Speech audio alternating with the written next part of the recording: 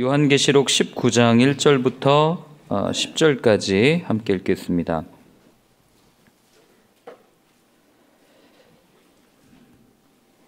(19장 1절부터 10절입니다) 이일 후에 내가 들으니 하늘에 허다한 무리의 큰 음성 같은 것이 있어 이르되 할렐루야 구원과 영광과 능력이 우리 하나님께 있도다. 그의 심판은 참되고 의로운지라. 음행으로 땅을 더럽게 한 큰 음녀를 심판하사 자기 종들의 피를 그 음녀의 손에 갚으셨도다 하고, 두 번째로 할렐루야 하니 그 연기가 세세토록 올라가더라. 또 24장로와 네 생물이 엎드려 보좌에 앉으신 하나님께 경배하여 이르되 아멘 할렐루야 하니, 보좌에서 음성이 나서 이르시되 하나님의 종들 곧 그를 경외하는 너희들아, 작은 자나 큰 자나 다 우리 하나님께 찬송하라 하더라. 또 내가 들으니 허다한 무리의 음성과도 같고 많은 물소리와도 같고 큰 우레소리와도 같은 소리로 이르되 할렐루야 주 우리 하나님 곧 전능하신 이가 통치하시도다. 우리가 즐거워하고 크게 기뻐하며 그에게 영광을 돌리세. 어린 양의 혼인기약이 이르렀고 그의 아내가 자신을 준비하였으므로 그에게 빛나고 깨끗한 세마포 옷을 입도록 허락하셨으니 이 세마포 옷은 성도들의 옳은 행실이로다 하더라. 천사가 내게 말하기를 기록하라. 어린 양의 혼인잔치에 청함을 받은 자들은 복이 있도다 하고, 또 내게 말하되 이것은 하나님의 참되신 말씀이라 하기로 내가 그 발 앞에 엎드려 경배하려 하니, 그가 나에게 말하기를 나는 너와 및 예수의 증언을 받은 내 형제들과 같이 된 종이니 삼가 그리하지 말고 오직 하나님께 경배하라. 예수의 증언은 예수의 영이라 하더라. 아멘. 박해 가운데 모든 박해를 참고 핍박을 참고 그리고 끝까지 믿음을 지켰던 그 순교자들, 또 순교하지 않았어도 끝까지 믿음을 지키고 주님 앞에 섰던 그들 허다한 무리가 수십만 명이 쫙 서가지고 할렐루야를 찬양하는 모습을 여러분 한번 생각해 보신 적 있습니까? 우리 그림에서 많이 봤지만 하얀 옷을 입고 하얀 세마포 옷을 입고 그 하늘나라에서 하나님을 찬양하는 그 모습을 생각하면 그냥 그럴 수 있겠구나라고 생각할 수 있지만, 그러나 그들이 겪었던 그 고난, 그들이 겪었던 박해, 그 어려움들을 생각하고 그 모습을 본다면 이 가슴 깊은 곳에서 끓어오르는 감동을 우리는 느낄 수 있을 겁니다. 아마 그 감동을 느꼈기 때문에 오늘 이 요한계시록 19장에 나오는 어린 양의 혼인잔치, 그리고 이 찬양, 이 소리를 이 영감을 얻어서 여러분들이 잘 아는 핸델이라고 하는 사람이 메시아 44번 할렐루야를 지은 모티브가 되는 구절이 오늘 우리가 읽은 구절입니다. 이 구절을 읽으면서 사실은 오늘 그 곡을 듣고 또는 우리가 같이 부르고 이 말씀을 읽으면 더 좋겠지만, 제가 찬양을 잘 하지 못하는 관계로 오늘은 꼭 한번 들어볼 수 있었으면 좋겠습니다. 우리 1절과 2절 한번 같이 읽어보겠습니다. 이일 후에 내가 들으니 하늘에 허다한 무리의 큰 음성 같은 것이 있어 이르되 할렐루야 구원과 영광과 능력이 우리 하나님께 있도다. 그의 심판은 참되고 의로운지라. 음행으로 땅을 더럽게 한 큰 음녀를 심판하사 자기 종들의 피를 그 음녀의 손에 갚으셨도다 하고, 오늘 본문에 보면 이 일 후에 어떤 일입니까? 어제 우리가 함께 읽었던 바벨론에 대한 멸망, 바벨론의 심판의 메시지가 선포된 이후에 오늘 우리가 읽은 본문에 따르면 하늘에서 세 번의 찬양 소리가 들립니다. 그런데 이 찬양 소리, 첫 번째 찬양의 특징은 뭐냐면, 여러분들이 1절에 보시면 거기 할렐루야 구원과 영광과 능력이 우리 하나님께 있도다 이렇게 표현되어 있어요. 그런데 이 구원과 영광과 능력이 2절에서는 다른 단어로 표현됩니다. 어떤 단어인지 아십니까? 2절에 보면 심판이라는 단어로 사용되는 것들을 알게 됩니다. 즉 끝까지 믿음을 지켰던 하나님의 사람들, 하나님의 자녀들에게는 우리에게는 구원과 능력과 영광이지만, 그러나 믿지 아니하는 자들에게는 하나님의 심판이 이릅니다라고 하는 찬양의 메시지가 첫 번째 찬양입니다. 어떤 사람들이 심판을 받습니까? 오늘 거기 2절에 있는 것처럼 큰 음녀를 심판하사라고 표현되어 있어요. 음녀가 심판을 받습니다. 성경에서 음녀는 누구를 얘기합니까? 바벨론, 로마, 또는 아수르 또는 애굽, 이렇게 하나님을 대적했던 사람들, 하나님을 이렇게 적대시했던 사람들을 성경은 음녀라고 표현하는 것들을 우리는 알게 됩니다. 그럼 우리는 이거 읽으면서 그래, 이 나라들은 이제 다 멸망했으니까 우리랑은 별 상관이 없고 역사 속에서 다 끝난 일이야 라고 생각하기 쉽지만, 그러나 사실은 이 음녀가 우리가 주목해서 읽어야 될 이유는 이 음녀가 하나님을 대적하는 이 모습들이 오늘날에도 그대로 일어나고 있다고 하는 사실입니다. 하나님을 대적하는 정치체제, 하나님을 대적하는 문화, 또는 하나님을 대적하는 어떤 사상들, 이 모두를 일컫는 게 음녀라는 단어이기 때문에 그렇습니다. 하나님을 대적한다고 하면 우리가 생각할 때 하나님 미워요, 하나님 싫어요, 나는 우리 공산당이 싫어요 한 것처럼 나는 하나님이 싫어요, 이렇게 얘기하는 것을 하나님을 대적하는 거라고 생각할 수 있지만, 이건 아주 초보적인 대적이고, 정말 하나님을 대적하는 것이 무엇인가? 바로 하나님이 성경에 보면 뭐라고 표현되어 있습니까? 하나님은 사랑이시라 라고 표현되어 있죠. 그러면 그 하나님의 성품에 반대되는 것들, 그런, 쉽게 얘기하면 사랑하지 못하도록 하는 그런 세상의 문화들, 그리고 생명을 경시하는 그런 생각들, 자살을 미워하는 그런 사상들, 하나님 아닌 다른 것들을 마음에 끊임없이 두게 하는 이 모든 것들이 바로 하나님을 대적하는 그런 모습들이라는 거죠.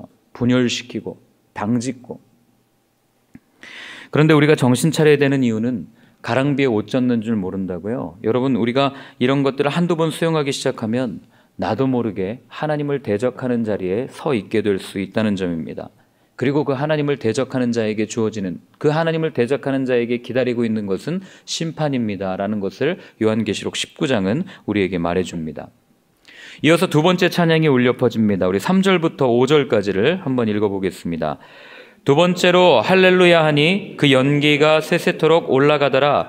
또 24장로와 네 생물이 엎드려 보좌에 앉으신 하나님께 경배하여 이르되 아멘 할렐루야 하니 보좌에서 음성이 나서 이르시되 하나님의 종들 곧 그를 경외하는 너희들아 작은 자나 큰 자나 다 우리 하나님께 찬송하라 하더라. 아멘.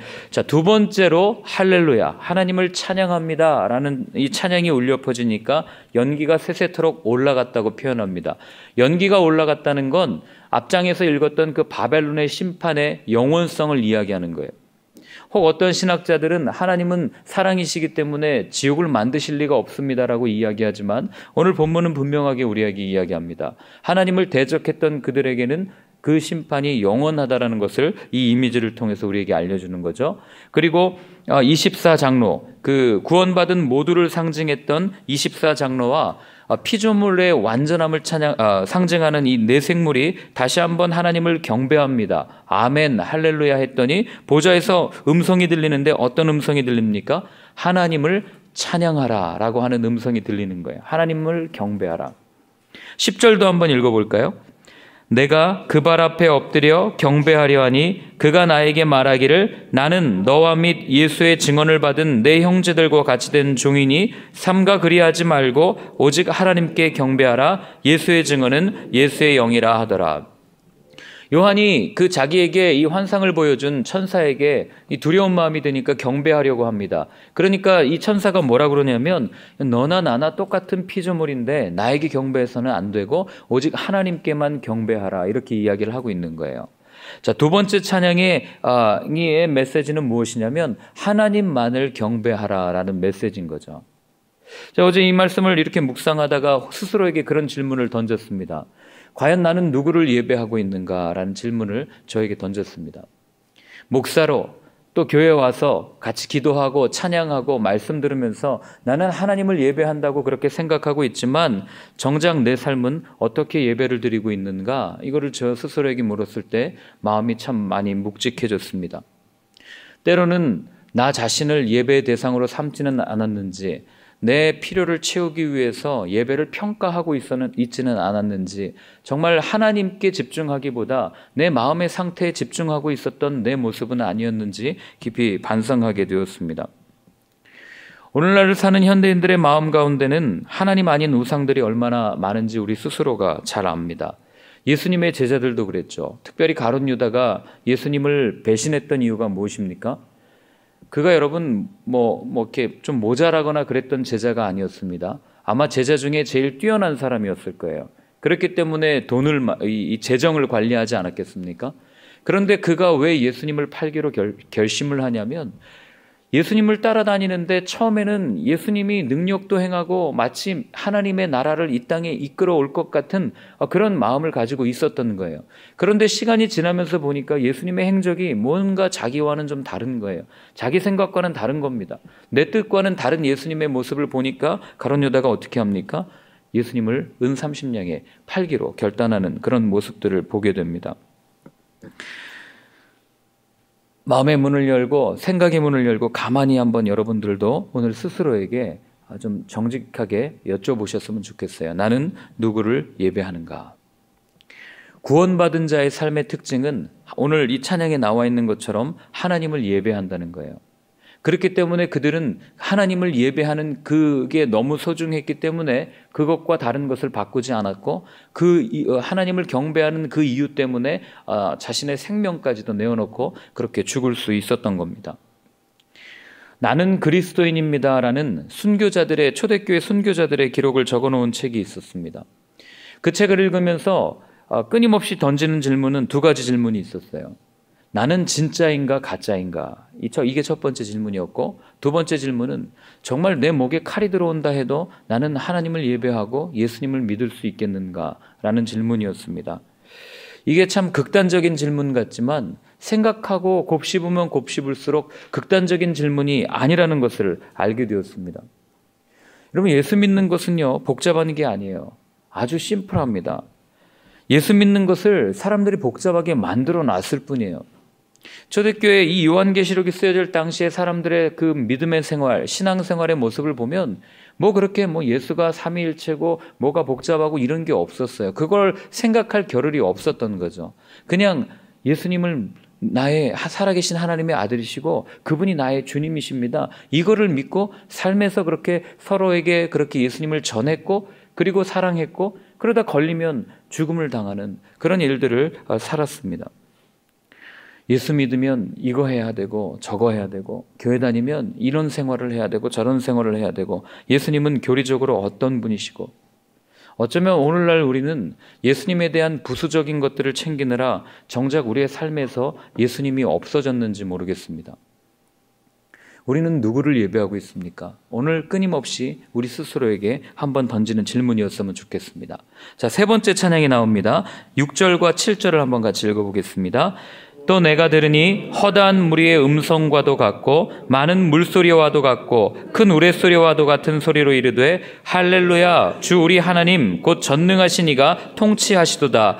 우리가 즐거워하고 크게 기뻐하며 그에게 영광을 돌리세. 어린 양의 혼인기약이 이르렀고 그의 아내가 자신을 준비하였으므로. 또다시 한번 우레소리와 같은 찬양소리가 울려 퍼집니다. 이 우레소리, 많은 물소리라는 건 그냥 그렇게 생각하시면 돼요. 수많은 사람들이 쫙 서서 함께 찬양을 하니 그게 얼마나 웅장하겠어요. 얼마나 이 천둥 번개 소리 같이 그렇게 들렸겠습니까? 그런데 그 두 번째 소리가, 찬양이 뭐냐면 할렐루야, 주 우리 하나님 곧 전능하신 이가 통치하시도다 라고 이야기하고 있어요. 통치하신다. 그리고 이어서 나오는 말씀이 어린 양의 혼인기약이 이르렀다라고 이야기합니다. 우리가 알고 있는 어린 양의 혼인잔치가 여기서 시작되는 거죠. 그런데 어린 양의 혼인잔치가 시작되기 전에 우리가 주목해야 될 단어가 6절에 있는 전능하신 이가 통치하신다라는 단어예요. 통치하신다. 하나님의 통치를 거부한 장본인이 누굽니까? 사람 아니겠어요? 이게 어디에서 드러나냐면 이스라엘 백성이 이제 모세가 죽고 가나안 땅에 들어갑니다. 가나안 땅에 들어가서 봤더니 그 가나안 땅에 살고 있었던 사람들, 그리고 나중에 이 사사기 시대를 지나고 이 블레셋이라고 하는 이 이스라엘을 괴롭혔던 이 나라들이 가지고 있었던 문화는 철기 문화였습니다. 그런데 지금 모세가 죽고 나서 가나안 땅에 들어간 이 이스라엘 백성들은 어떤 문화를 가지고 있어요? 후기 청동기 문화를 갖고 있는 거예요. 청동기가 철기를 이길 수 있겠습니까? 우리 상식적으로는 이길 수 없다는 걸 알지 않습니까? 그런데 이들이 그 땅의 문화를 봤을 때는 강하고 두려운 거예요. 그래서 그 땅을 정탐하고 왔던 사람들이 했던 얘기는 우리는 메뚜기 같고 그들은 장대같이 큽니다. 그런 고백을 하는 겁니다. 그러니 두려워 벌벌 떠는 게 당연한 거예요.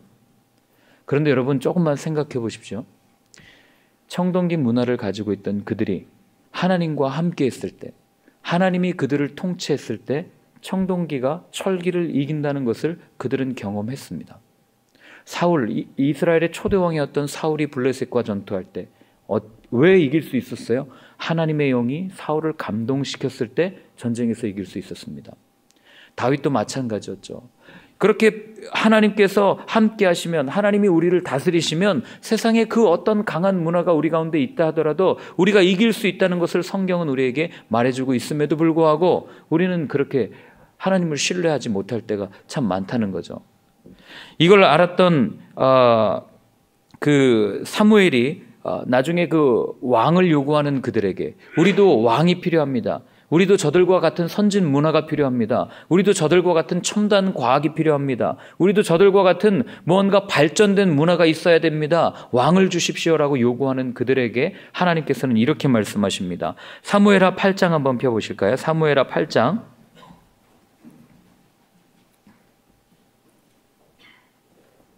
6절부터 8절까지입니다. 사무엘하 8장 6절부터 8절 같이 읽습니다. 우리에게 왕을 주어 우리를 다스리게 하라 했을 때에 사무엘이 그것을 기뻐하지 아니하여 여호와께 기도하매 여호와께서 사무엘에게 이르시되 백성이 내게 한 말을 다 들으라. 이는 그들이 너를 버림이 아니요 나를 버려 자기들의 왕이 되지 못하게 함이니라. 내가 그들을 애굽에서 인도하여 낸 날부터 오늘까지 그들이 모든 행사로 나를 버리고 다른 신들을 섬김같이 내게도 그리하는도다. 누가 하나님을 버린 거예요? 하나님이 사람을 버린 겁니까? 그게 아니죠. 이스라엘 백성이 그 강대한 문화, 강성한 문화를 보고 자신들의 그 신앙의 근간이었던, 자신들을 이끌어 주셨던 그 하나님을 스스로 버린 거죠. 여러분, 예나 지금이나 세상은 항상 강해 보입니다. 그러나 잊지 말아야 될 것은 세상을 만드신 하나님은 세상보다 더 강하시다는 것을 여러분 잊어서는 안 된다고 하는 거예요. 이걸 알았던 다윗이 그렇게 고백합니다. 너는 칼과 단창으로 내게 나오지만 나는 내가 업신여기는, 내가 모욕하는 만군의 여호와의 이름으로 너에게 나아간다. 그리고 이것을 알았던 바울도 동일하게 고백합니다. 하나님의 어리석음이 사람보다 지혜롭고 하나님의 약함이 사람보다 강합니다. 여러분, 이게 믿는 성도의 삶의 자세여야 되지 않겠습니까? 언제나 우리 앞에 있는 것은 거대해 보여요. 과연 우리가 기도한다고 이게 이루어질 수 있을까? 우리가 기도한다고 하나님의 나라가 이 땅 가운데 임할 수 있을까? 우리가 하나님을 의지한다고 저 거대한 경제 시스템, 저 거대한 세상의 모든 것들을 과연 우리가 이길 수 있을까? 오늘 요한계시록은 우리한테 말해줍니다. 이길 수 있다 없다? 있다는 것을 우리한테 말해주는 겁니다. 8절과 9절을 함께 읽겠습니다. 그에게 빛나고 깨끗한 세마포 옷을 입도록 허락하셨으니 이 세마포 옷은 성도들의 옳은 행실리로다 하더라. 천사가 내게 말하기를 기록하라. 어린 양의 혼인잔치에 청함을 받은 자들은 복이 있도다 하고 또 내게 말하되 이것은 하나님의 참되신 말씀이라 하기로. 오늘 보면 어린 양의 혼인잔치에 초청받은 사람들에게 빛나고 깨끗한 옷을 입도록 했는데 그 옷은 세마포 옷이었습니다. 그리고 그 세마포 옷은 성도들의 옳은 행실이라고 오늘 우리한테 기록해서 이렇게 전달을 해줍니다. 이 배경을 알려면 우리가 구약시대 문화를 좀 알아야 되는데, 구약시대에는 혼인잔치가 있을 때 그 집에 그 주인이 준비한 옷을 이 손님들이 입어야 했어요. 근데 그 옷이 좀 남루하다고 해서 내가 그 주인이 준비한 옷을 입지 않으면 그건 주인을 모욕하는 행위였습니다. 이 배경을 알고 오늘 본문을 읽으면, 자 보십시오. 어린 양의 혼인잔치에 하나님께서 옷을 준비하셨어요. 어떤 옷을 준비하셨어요? 세마포 옷을 준비하셨습니다. 그러면 그 혼인잔치에 초청되어 온 사람은 그 옷을 입어야 돼요? 안 입어야 됩니까? 입어야 되는 거죠. 그런데 그 옷이 어떤 것이냐면 성도들의 옳은 행실입니다. 성도들의 의로운 삶입니다. 그 얘기를 지금 하고 있는 거예요. 그러니까 하나님께서 보시기에 가장 좋은 옷은 우리가 알고 있는 어떤 명품 브랜드나 어떤 브랜드의 옷이 아니라 우리가 살아내는 옳은 행실, 그리고 우리가 살아내는 의로운 삶이라는 것을 오늘 요한은 우리에게 이야기를 해주고 있는 거죠. 그런데 오해하지 말아야 될 것은 우리가 이 의, 정의 이런 걸 얘기하면 항상 거기에는 나 자신의 노력, 나 자신의 의지를 생각할 때가 많아요. 그러나 여러분, 성경이 말하는 의로운 삶은 내 노력과 내 의지로 내가 깨끗한 삶을 살아야지, 내가 조금 더 정결한 모습으로 의로운 삶을 살아야지 한다고 해서 살 수 있는 그런 의로운 삶이 아니라는 거예요. 제가 읽어드릴게요. 에베소서 2장 10절에 보면 우리는 그가 만드신 바라 그리스도 예수 안에서 선한 일을 위하여 지으심을 받은 자니 이 일은 하나님이 전에 예비하사 우리로 그 가운데서 행하게 하려 하심이라. 우리는 그가 만드신 바라 그리스도 예수 안에서 선한 일을 위하여 지으심을 받은 자니, 여기에 선한 일이라는 단어가 의로운 삶이랑 같은 단어입니다. 즉 하나님께서는 우리를 어떻게 만들었어요? 그리스도 예수 안에서 의로운 삶을 살도록 그렇게 지어주셨다는 것을 바울은 우리 에베소서에서 우리한테 이야기를 해주는 거죠. 그러면 딱 답이 나오지 않습니까? 의로운 삶은 내 의지로 살 수 있습니까? 없습니까? 없어요. 어떻게 살 수 있습니까? 그가 내 안에, 내가 그 안에 거할 때, 예수 그리스도 안에 거할 때만 주어지는 것이 의로운 삶이라고 하는 것을 성경은 말해주는 거죠. 그러니까 성도들이 입은 세마포 옷, 옳은 행실은 온갖 박해 속에서도 끝까지 믿음을 지키고 믿음을 저버리지 않고 그분을 향한, 그분 안에서 살았던, 믿음을 지켰던 사람들의 삶, 이게 세마포 옷이라는 겁니다. 그러니 우리가 알고 있는 의로운 삶과는 조금 다르죠. 그래서 여러분, 앞으로 미래학자들은 그런 얘기도 해요. 앞으로 예수 믿는 게 더 어려워질 수도 있습니다. 그런 얘기를 합니다. 그때 끝까지 그 박해를 견디고 예수님 안에 머무는 삶, 이런 삶을 살아가는 삶이 세마포 옷을 입는 삶이다라는 것을 여러분들이 기억하셨으면 좋겠습니다. 그래서 9절에 어린 양의 혼인잔치에 초청받은 사람들의 복에 대해서 얘기하는데, 그 복이 무엇입니까? 오늘 9절에 그렇게 되어 있죠. 어린 양의 혼인잔치에 청혼을 받은 자들이 복이 있다라고 이야기합니다. 왜 복이 있습니까? 믿음을 지키고 순결한 모습으로 그분 앞에 섰기 때문에. 이게 진짜 복이라는 거예요. 여러분, 세상이 말하는 성공, 행복이 복이 아니라는 것을 우리는 이미 여러 번 듣지 않았습니까? 그 복처럼 보일 뿐이에요.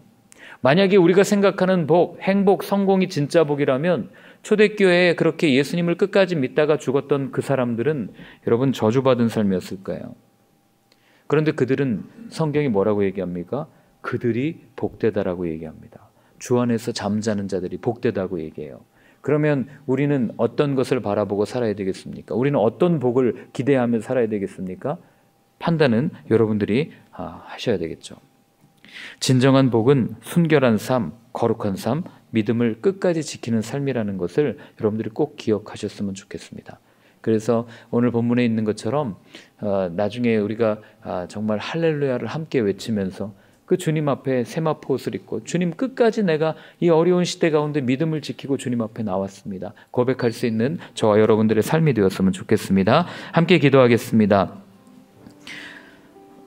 오늘 기도할 때 정말 주님, 주 예수보다 더 귀한 것은 없습니다. 세상의 명예와 부와 권력과 그 어떤 것도 주님 대신할 수 없습니다.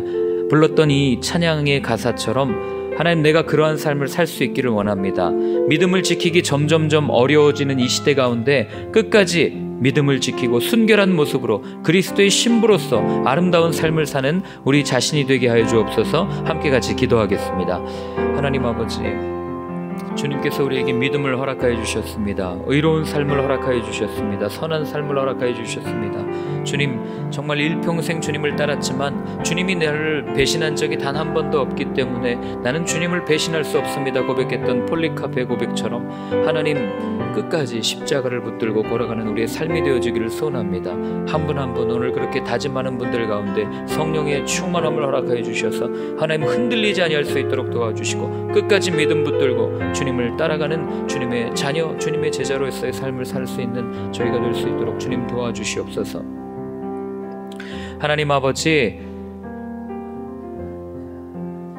초대교회처럼 우리의 믿음이 박해를 받거나 핍박을 당하는 시대는 아니지만, 그러나 우리를 유혹하는 것이 너무나도 많은 시대에 우리는 살고 있습니다. 그러한 시대에 하나님, 우리가 세상에 유혹되지 아니하고 끝까지 우리의 믿음을 잘 지킬 수 있도록 성령님 우리와 함께 하여 주시옵소서. 그래서 먼 훗날 주님 앞에 섰을 때 세마포 옷을 입고 할렐루야 할렐루야 찬양하며 영원토록 주님을 찬양하는 우리들의 삶이 될 수 있도록 성령님 함께하여 주시옵소서. 이제는 십자가에서 우리에게 영원한 삶을 허락하여 주신 예수 그리스도의 은혜와 하나님의 사랑과 성령님의 인도하심이 그렇게 주님을 바라보며 끝까지 믿음을 지키겠다고 다짐하는 이 자리에 계신 모든 분들 머리 위에 이제로부터 영원까지 늘 함께하여 주옵시기를 간절히 축원하옵나이다. 아멘.